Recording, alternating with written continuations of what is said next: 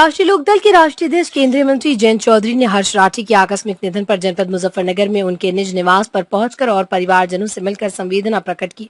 हर्ष राठी के पिताजी स्वर्गीय बाबूराम राठी राष्ट्रीय लोकदल के कर्मठ सच्चे सिपाही रहे। उन्हीं के नक्शे कदम पर चलते हुए हर्ष राठी भी लगातार राष्ट्रीय लोकदल में सक्रिय रहे, मुजफ्फरनगर जिला अध्यक्ष भी रहे।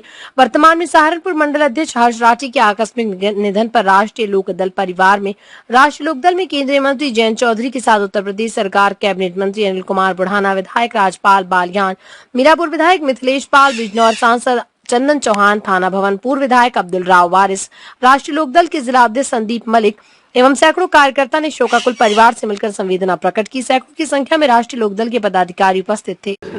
देखिए, हमारे एक बहुत ही परिवार, पुराना परिवार जो पार्टी के लिए समर्पित रहा है। बाबूराम राठी जी हमारे दल के अध्यक्ष रहे, विभिन्न पद को, कार्यभार को उन्होंने संभाला। चौधरी अजीत सिंह जी के साथ उन्होंने काम किया था। उनके बाद, उनके निधन के बाद उनके सुपुत्र हर्ष राठी बहुत सक्रिय भूमिका में रहे। युवाओं के हित के लिए उन्होंने काम किया, प्रयास किए, पार्टी संगठन में जिम्मेदार पद पे रहे, यहाँ जिलाध्यक्ष रहे यूथ, और खूब मेरा उनके एक घनिष्ठ संबंध रहे। मैं उन पर निर्भर भी था, विश्वास भी करता था। आकस्मिक उनका निधन हो गया तो उस संवेदना में मैं आया हूँ, परिवार से मिला।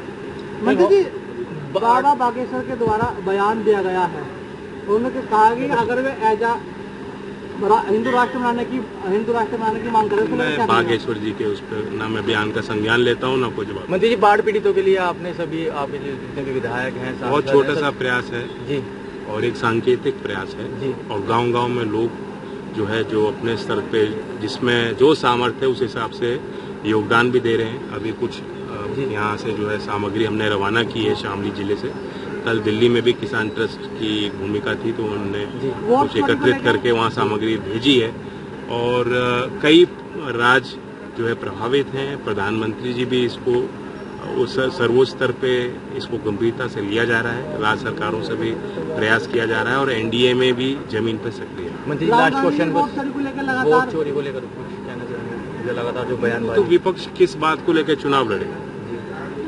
विपक्ष ये सोच रहा है कि ये चुनावी मुद्दा बनेगा, लेकिन जिनकी वोट पड़ेगी वो तय करेंगे। राहुल गांधी लगातार वोट चोरी को लेकर सड़कों पे है, बिहार में रैलियां निकाल रहे हैं। भैया, बाढ़ के समय बाढ़ की बात करना, किसान की बात करना और मुद्दों की बात करना, विकास की बात करना, वो तो ठीक है।